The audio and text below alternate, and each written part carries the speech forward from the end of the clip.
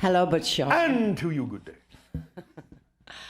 Well, my question is an ongoing question about a book I want to write. An ongoing question. And it's an ongoing history of the human race. Yeah. And we spoke about it briefly. Yeah. And it was an interesting response that all of our history is not here. Correct. And it's one of the gifts you will be given when open contact occurs. You will be reminded of what the real history of your world actually is, and all the missing gaps, or at least most of them, will be filled. Well, then if I'm going to write this book, I'm going to live to be 105? Maybe. Okay. That's not so far-fetched anymore on your planet, is it? It is not. All right. I like it. Oh, all right. But that doesn't mean you can't start writing now if you're excited to do so. And I am. All right. There was another thing that I hope it's not too personal, and you can say if it was. Oh, all right. Okay. We were discussing, and you stopped what we were discussing because there was a synchronicity between you and April when I brought up the DNA work that I'm doing. Yeah.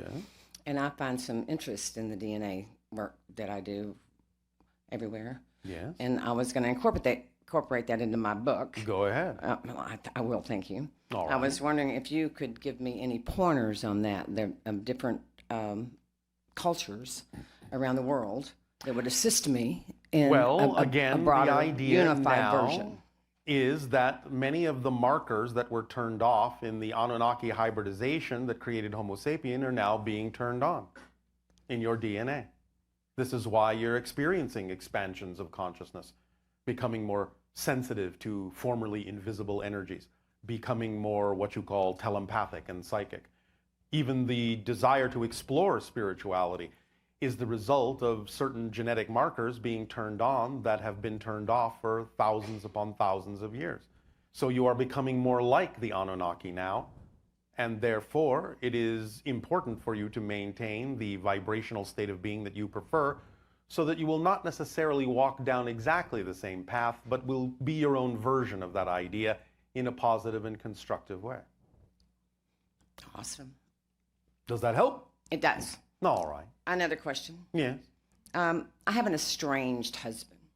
Your husband is strange? He is strange, and so am I, and I love it. Oh, all right. He chose to have a form of a stroke a few months ago. Yeah. And he's still alive and with us and doing wonderful, except he right. doesn't have any idea who I am or anyone else. That may be a blessing, yes? It is. He loves it. He's got peace now. Yes. Okay. Sometimes people will create peace in their lives in the most radical ways because they can't imagine or don't have a belief system that will allow them to do it any other way. That's going back to what I told you about the idea of you'll get the message somehow. I resonated to that. He did get it. Yep. Yeah. All right. But it's still pleasurable for him.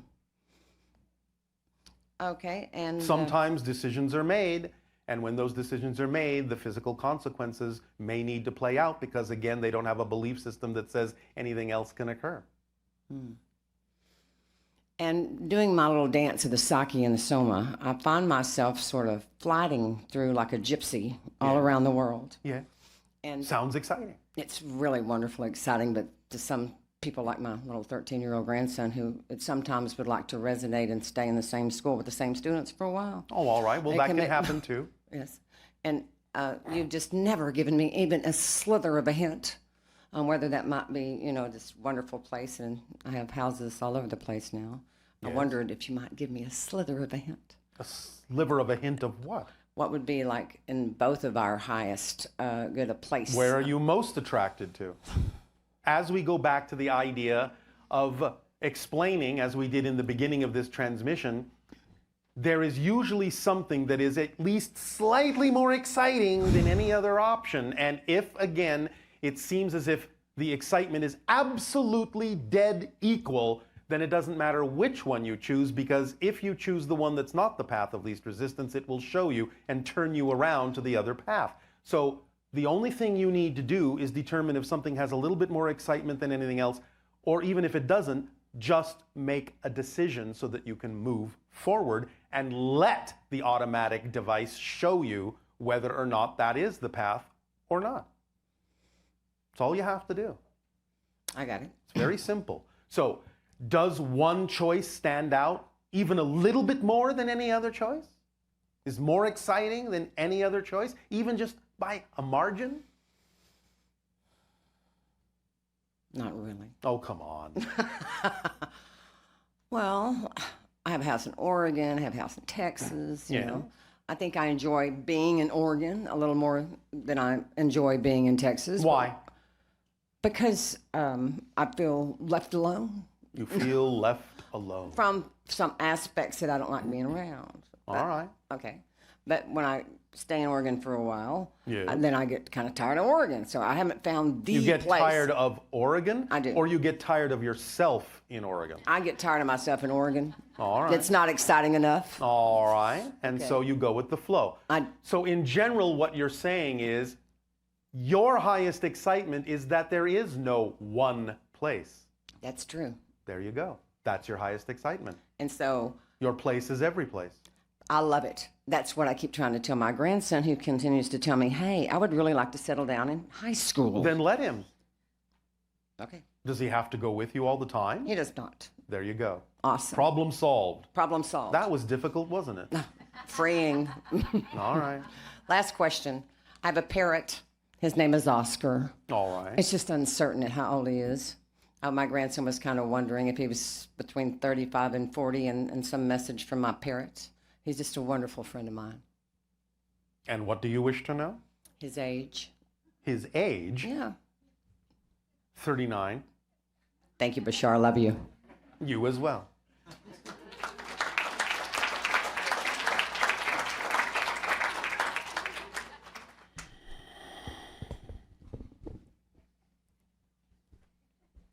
Hi, Bashar. And to you, good day. All right. First question is a fun question. It's So the rest won't be. well, all of them are All right. fun questions. Yes. All right. How we as people and everything we socialize now. You as a channel on the other side of the veil I am not the channel. are The channel is sitting in the chair in the front of channels. Yes, or you as Bashar. you. Yes. On the other side of the veil, do you guys have met? Because I came to understand that you guys had a whole group of channelers together.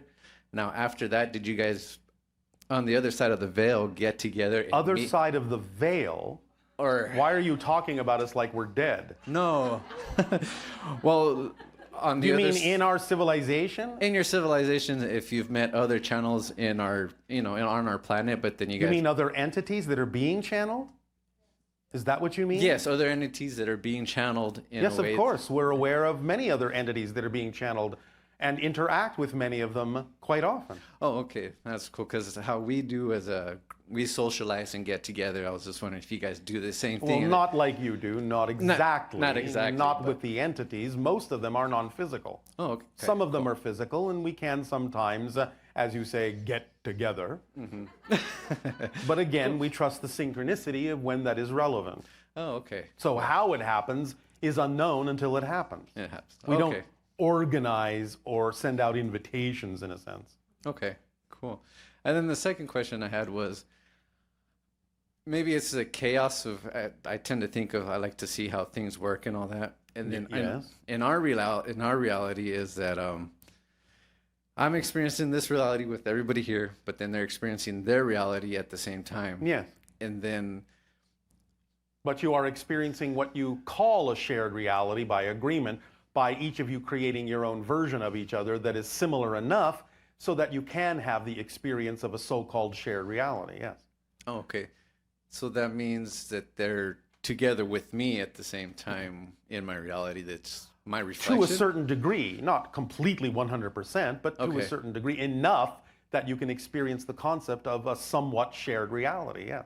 Oh, okay. Okay. A mass consensus agreement as to what the game is that's being played and what the rules are, so that you can all experience a similar game enough so that you can interact with each other in certain ways.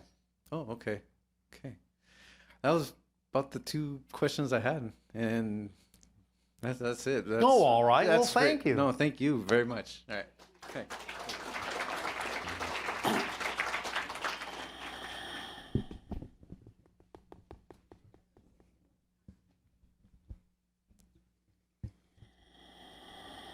Hello, Bashar. And to you, good day. I'm really happy and excited about my life, and I love to share it in relationship with other people. And my highest excitement, often I'm wanting to include others Yes? that sometimes don't cooperate with my highest excitement. Then that's not your highest excitement. But sometimes I feel that is my highest excitement. It can be your highest excitement to include others, but your highest excitement has to include their ability to say no. Or it's not really representative of excitement. Because if you need them to say yes and agree with you, that's not a definition of excitement. Okay. Excitement allows others to be who they are, knowing that whatever their response or reaction may be to your offering of sharing is exactly appropriate for them at that moment, and therefore you allow them to be who they are in the same way you would like them to allow you to be who you prefer to be. Perfect. And one of the things that I'm hoping for in my life right now is Hoping for, all right. desiring Go ahead. is Something that you're excited about. I'm excited to find relationship in that partnership with someone who would share that time with me in my life. All right, and do you trust the timing of your life? I- Big hesitation. Yes, I guess I'm a bit impatient. Well, you know what we just said about that. You are not yet the person that you actually prefer to be, who would attract the person you prefer to attract. Would you rather attract a person when you're not yet the person you prefer to be and get a reflection of that? No. Thank you. Then trust the timing. Okay. And I'd just like to know personally what's the highest and best inspirational message you have for me right now? I've already given it to all of you. Okay, thank you. You must understand it is this simple.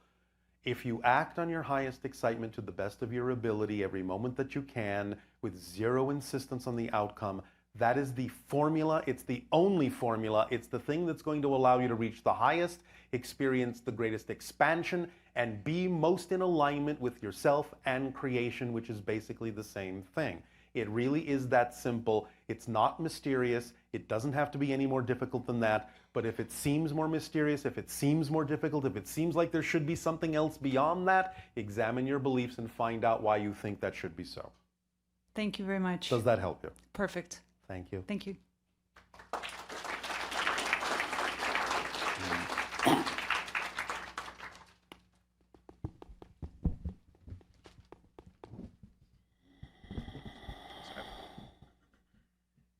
Hello, Bashar. And to you, good day. Good day. So my highest excitement in life is creating like processes or like permission slips for people to use to understand that beliefs create their own reality. All right. And my interest lately has been understanding the belief systems of like enlightened masters. Yes. So like when it comes to They are beyond belief.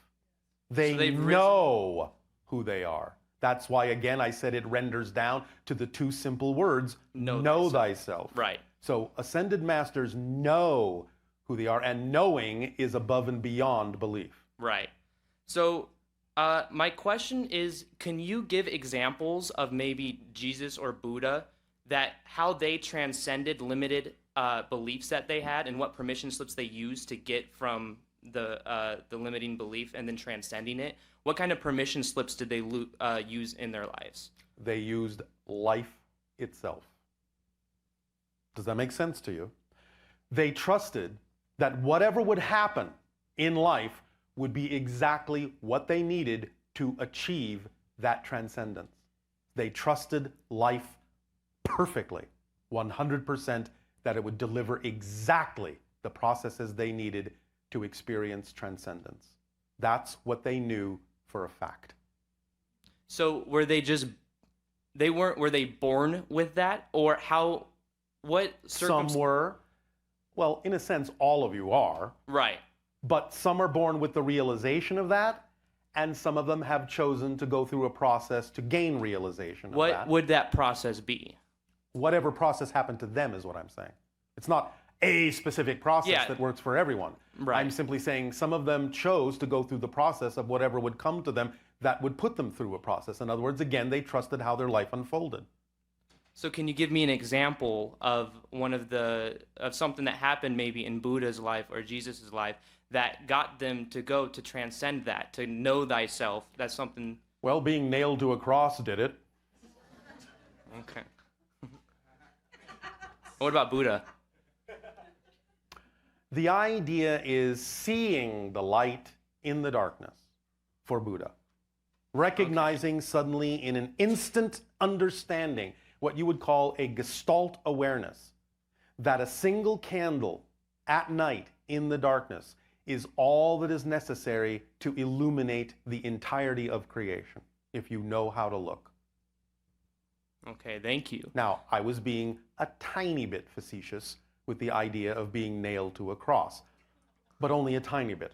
Because what we are actually saying is they were willing to allow themselves to be taken to extremes to actually transcend past the idea that any of those things can actually affect who you really are as an eternal, indestructible being. So that was the process that was allowed there. I see. Yes? Yes, thank you. So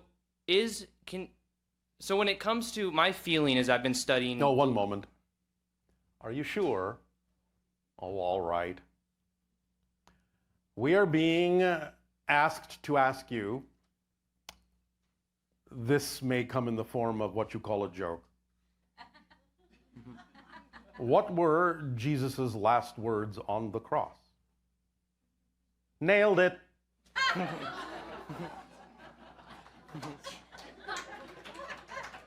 Which goes back to the idea that to be enlightened, you have to lighten up on yourselves. I see. Exactly. Don't take it so seriously. Right. And then I have a question. Yes, that went over well. Thank you.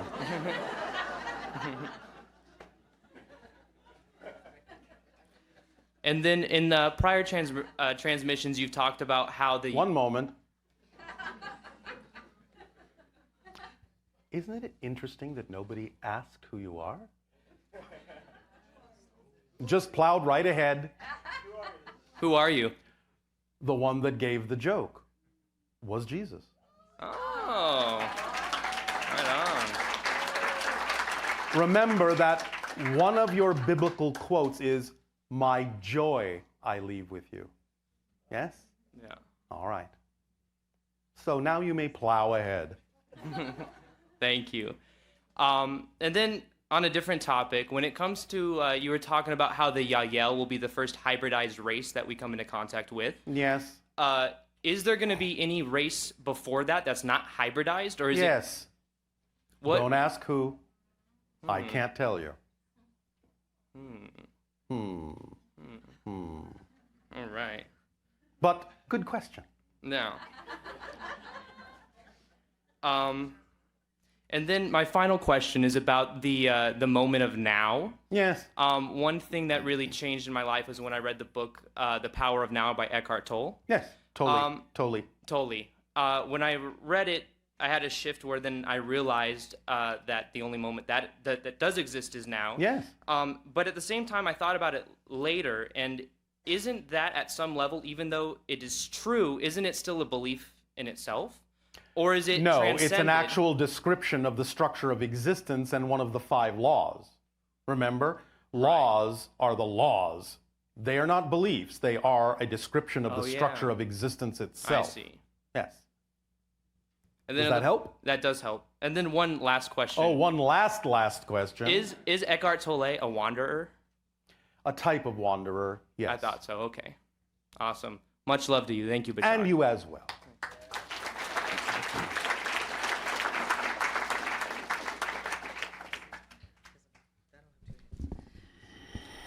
So we're actually a little ahead of schedule. So Not really. I mean, can Not we? really. Perfect timing. Okay, so you don't want another questioner beyond what I was. You may gonna do? ask your Ustream question. All right. Well. Okay. Well, there are several. Well, so- there you go. Okay. We'll see how far you get.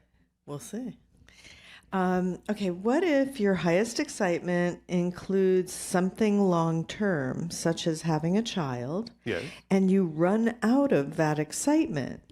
You are stuck in a position where you can't get rid of the child, But being a parent is no longer your excitement. We would suggest that you re-examine the idea that the initial creation then was not made within the vibration of excitement, but within the definition of an idea that excitement would wane. And that's a different definition than the definition of excitement. So the person had the definition of excitement that you can never really keep that level of excitement going. Exactly. It goes away after a And while. that is not a definition of excitement. And so they manifested a child that supported the reflection of that belief. Absolutely. You understand perfectly.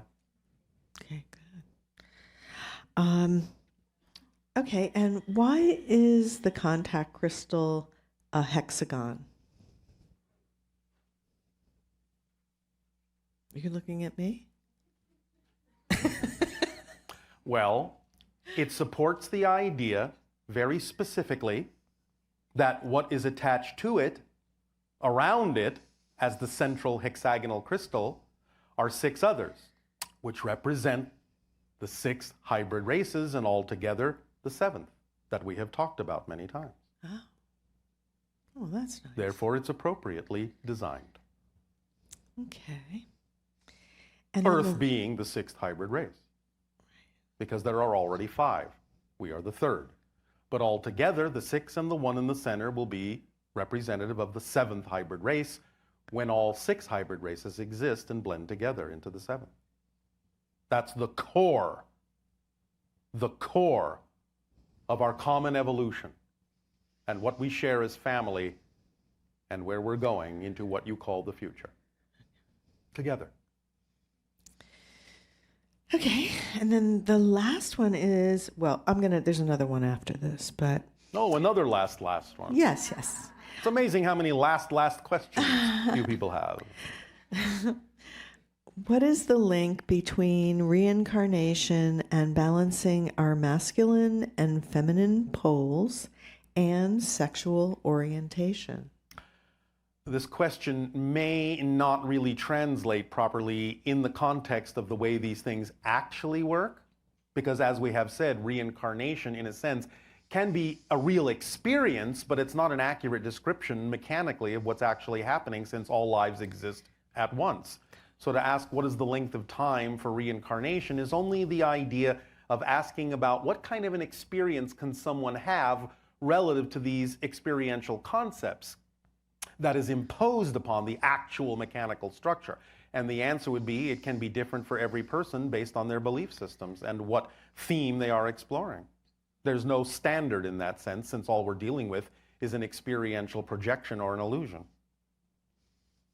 So maybe a way to approach this would be more like understanding the concept of sexual orientation and the balancing of the male and the female energy and how that's being expressed currently in our society. Yes.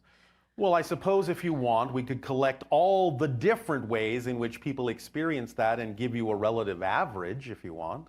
A relative average time frame for you would be about 300 years. Wait, you're saying the time frame for The length of time to balance out the idea reincarnationally of the balancing of the male and female pose is that sense about 300 years on average for your species. And isn't that like one of the most critical elements of our imbalance right now, the imbalance between male and female? It's one of them, yes. And a lot of people are exploring their sexual orientation Yes. in a reality now where there's more allowance for Yes. that. Yes. And therefore you are changing the average. So- Used to be about 1,000 years. Wow. And so when you were talking about the markers turning on, Yes. like I remember you telling me that actually you create the state of being where the markers are turned on. It's not like somebody from outside comes in and turns on your markers. Correct. So the first thing is by getting into the higher vibrational states, by going gamma and by following your passion, Yes.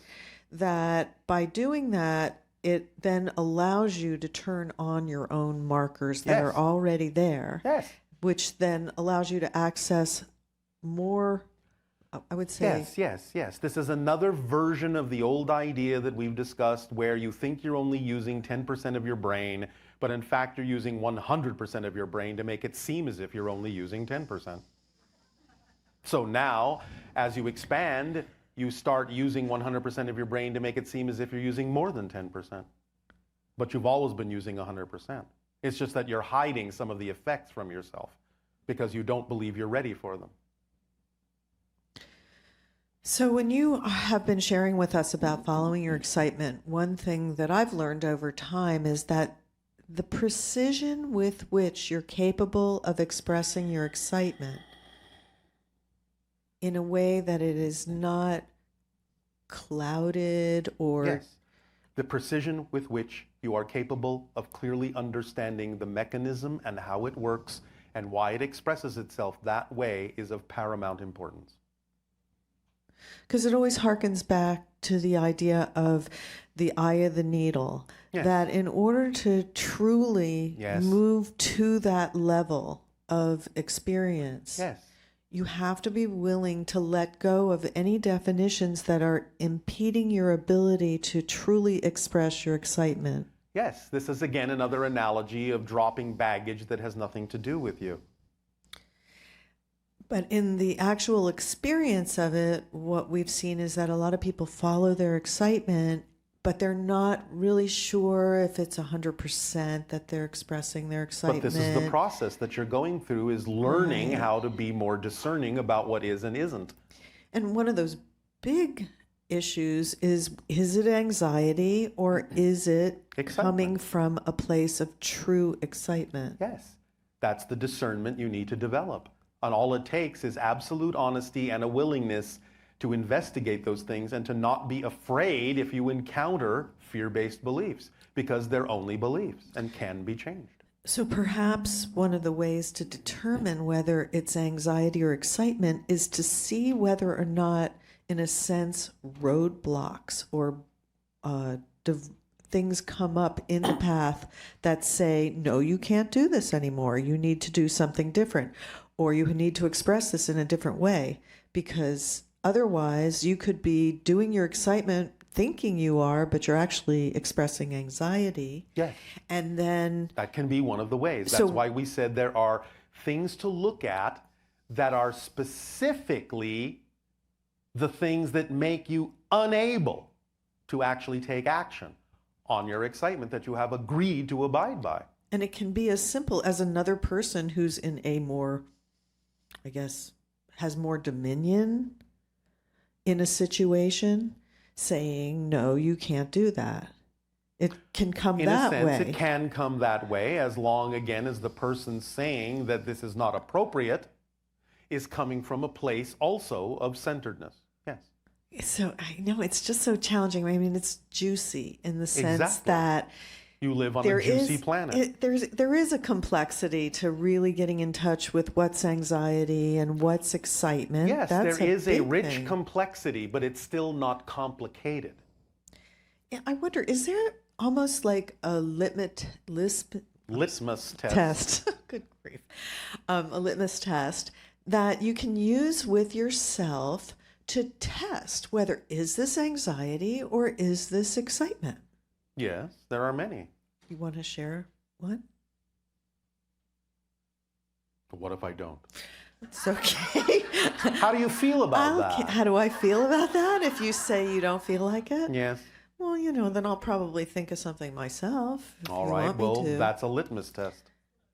What? Because I'm not getting upset with you Yes. for not doing it. Oh, Exactly. and that was the other thing you were talking about, where it's like the way to test, like you were talking about when you're in a situation where another person has a different point of view than you Yes. do. Yes.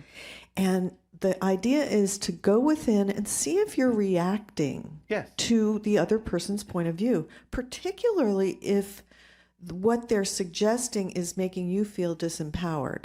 Because they're not making you feel disempowered. You're making yourself feel disempowered. That's the honest litmus test, is to take full responsibility for what you feel. Right. It doesn't matter whether anyone else's intention is to get you to feel that or not. You are utterly responsible, all of you, for what you feel. And when you take full responsibility for it, then you'll be able to clearly understand what belief systems exist within you that are generating that feeling, and you'll understand the purpose that the interaction served to put you in touch with something within yourself you needed to be in touch with so you could clear yourself regardless of whether the other person clears themselves or not.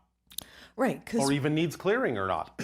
Right, because the idea is anytime you're actually getting into an argument with someone, Yes. that shows you that you're not clear.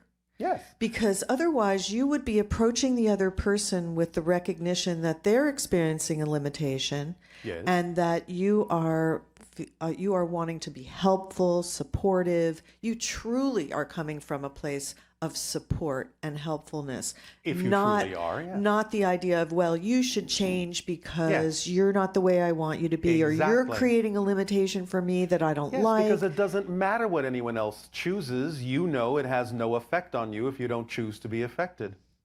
So ultimately, one of the strongest litmus tests you can use is the one that says, am I feeling an internal reaction to what is happening to me in my reality via another person or something else Yes. that's generating an anger feeling that's lasting Yes. beyond 15 seconds, a victimization feeling? This is exactly why we often suggest that the question to ask yourself is, What would I have to believe is true about myself yes, in order relation feel to the the way I do, yes. But, then a lot of times it comes down to, well, ultimately everybody here seems to have an issue with self-worth A lot of them do. and empowerment. Yes. So if These are the major themes that you're all exploring. right, but then it just kind of gets all lumped into one thing of, oh, well, I guess I'm not worthy, Yes, all right. You can take it down to that if you want, if that simplifies it for you. But nevertheless, But I don't think it's a as theme useful. to be explored. Of course, it's useful. No, I mean, it's useful to know that you may not feel your full empowerment, or you may Yes. feel, If it's getting muddled, then that's one of the tricks of the negative belief, to muddle it so you won't have anything to focus on and let go of.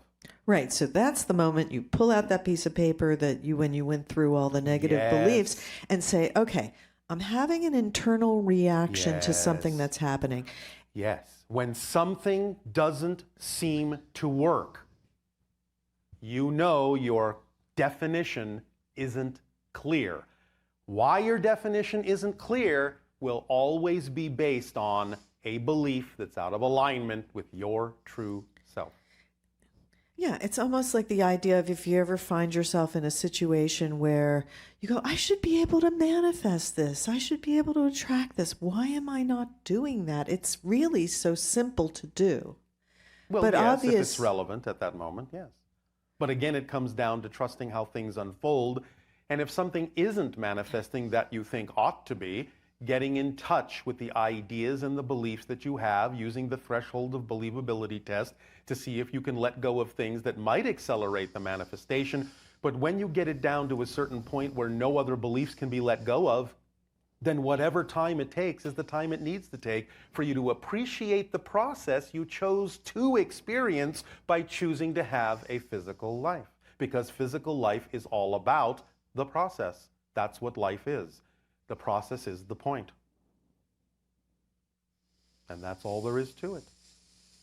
So, speaking of processes, Yes, Tadeo. now it is time for you to take a very short break, and we will resume the transmission for your holotope meditation, yeah? Yes, that sounds great. All right. I just wanted to make sure that, I That was not an admonition.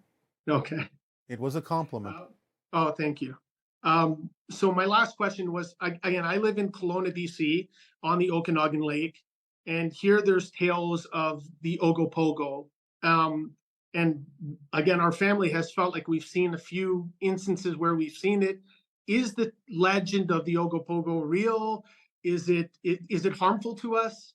It is not harmful to you. It is real, but again, you're dealing with interdimensional beings that can come and go, which is why it is seen so infrequently.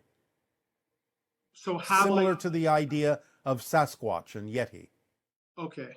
Have I seen it lately? Like, is that real what I'm seeing then, like in the water? Sometimes.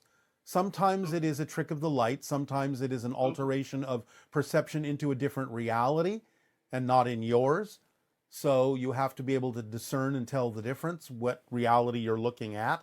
And sometimes it's in what you consider to be your typical reality. So it just depends. That's amazing. Thank you so much. I appreciate your time, Bashar. Our unconditional appreciation to you as well. Aveo. Aveo.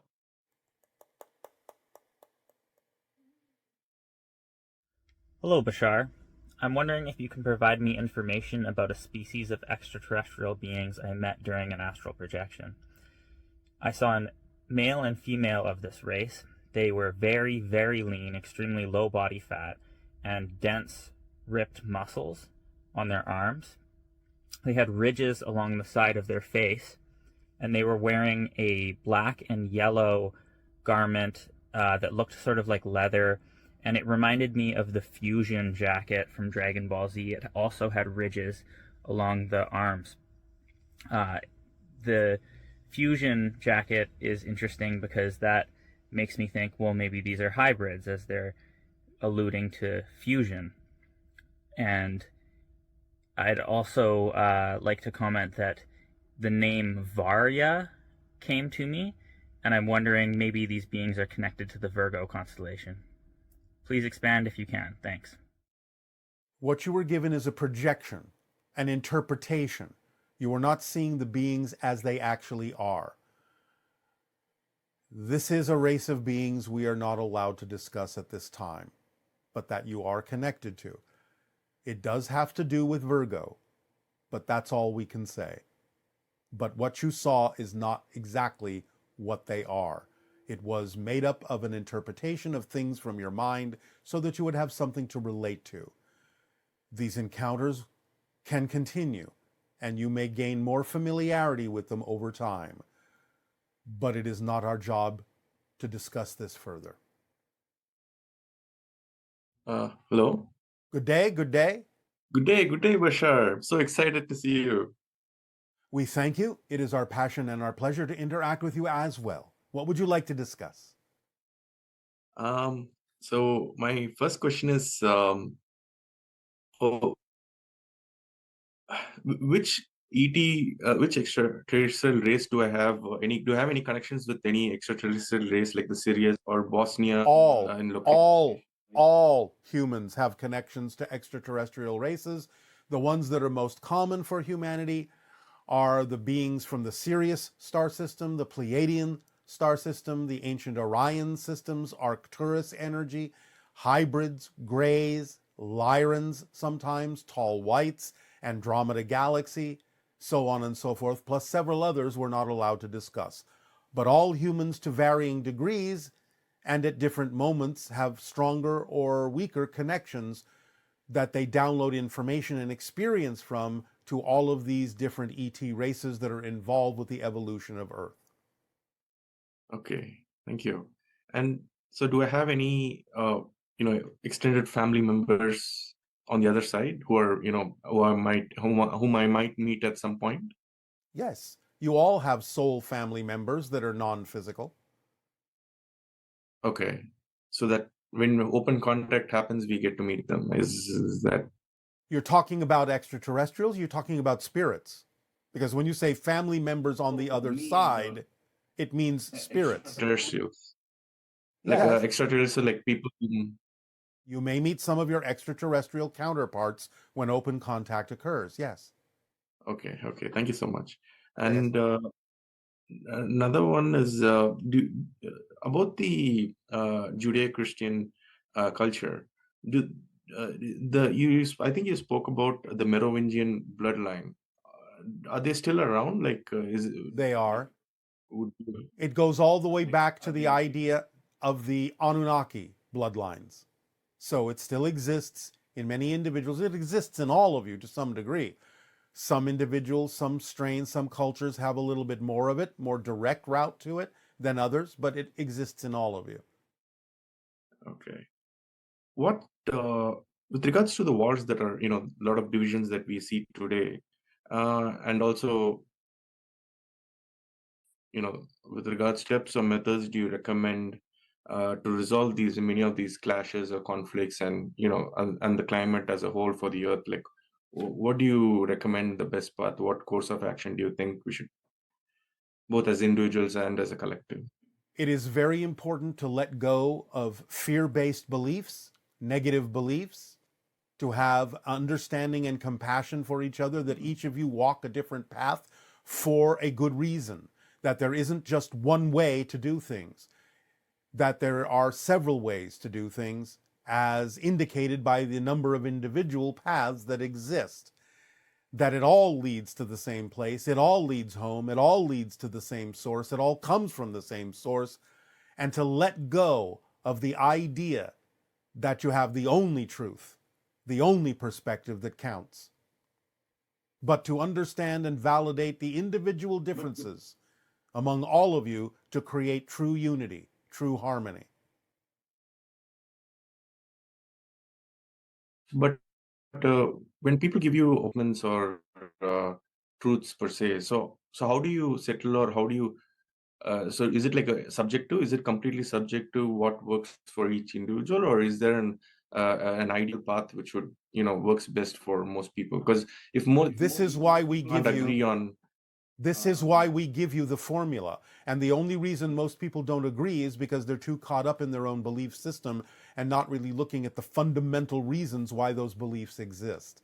Once you examine those beliefs and let go of the ones that are truly no longer relevant for you, truly not representative of your core frequency, there will be no disagreement. There will be validation of the differences, and the differences will be seen in a different light.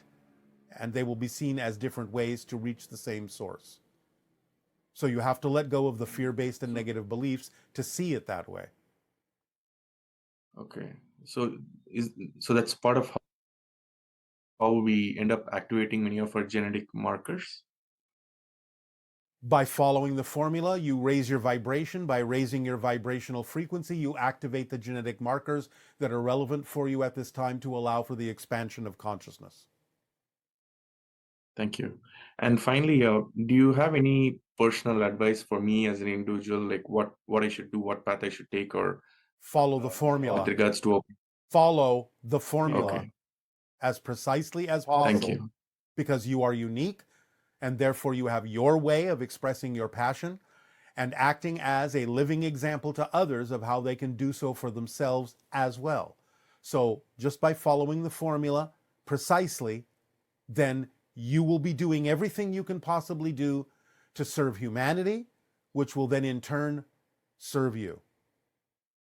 I like when I follow the formula at many points, I encounter, divisions. I mean, not divisions, but how do I say, difference of opinion and difference of interest when it comes to language and how we communicate. Is there Yeah. at some point where those get resolved?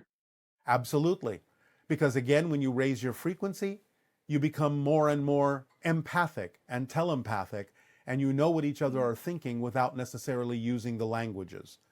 The languages will start to fall away when you allow yourselves to identify and feel what others are feeling, to relate to it, to understand it, to have compassion for it. When you fall in love with one another, you will speak a different language. Does that help you? Okay.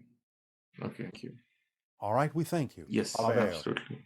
Good Thank day. you so much. Have a good day. See you, Bashar.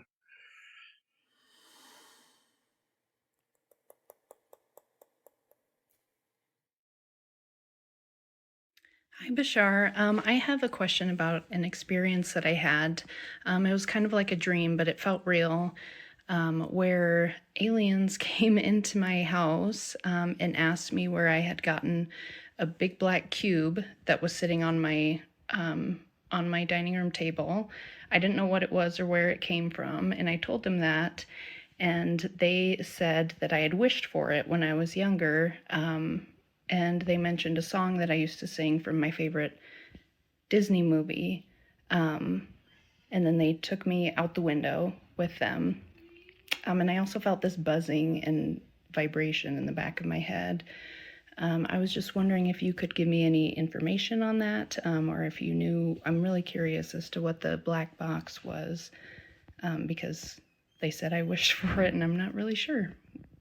I'm trying to figure out what it is. So thank you. It is the truth about your being and your connection to them and your participation in the hybridization agenda. It was put into the black box so that it would open at the time when it was important for you to remember. It was hidden away until such time as it is important for you to remember your participation in the hybridization agenda. And what you experienced was a memory, not a dream. The buzzing is the effect of transitioning to a different vibrational reality. That's how your body interprets the change in frequency from one reality to another. It's not uncommon for people to experience that in having encounters that shift you to a different reality. It is often accompanied by a vibrational sound. Hello, Bashar. Good day, good day. Bashar, I feel like the language as we use it here has no adequate words to express how grateful I am for this opportunity of this exchange. And I would just like to say, with the words that I do have, thank you so much to you, to Darryl, and all the people behind the scenes who make this production and make this interaction possible. It is our passion and our pleasure to do so, and it is our deep appreciation for the co-creation of this interaction to you. Thank you. So I knew that I have just very little time with you today, and I was wondering, if synchronicity will show me what kind of questions I should ask. And then yesterday, I saw a huge Dalmatian dog in front of my house, which is quite rare because it's not a dog race that is common here where I live. And I thought, okay, now I got the clue. And the reason why I won this raffle was a dream. I dreamt about the baby that was dressed in a blue overall. It looked to me like a few months old, but it said something that was so funny that my husband and I laughed really, this heartfelt laugh that you don't get often. And I asked it, how come you're so eloquent and so small? And he said something that I can't remember. And then I said, how old are you? And he said, 13 years. And I thought, how come he's so small? This can't be. When I woke up, I thought, wait a minute, this speech pattern that the baby had, this is Bashar, or his people talk like that. I remembered a study that was done with Darryl where they studied the content of the information that he was giving when he's channeling you. And I thought, okay, that has to do something with Bashar, this whole dream. And I thought, okay, what happened 13 years ago? I have no idea. And then I looked back at my dreams and I realized that 14 months ago, I had another dream where I was in a blue tube, again, this same blue, this eclectic blue, and I was talking with an ET. And this tube was like a frequency protector. So I was safe from the frequency that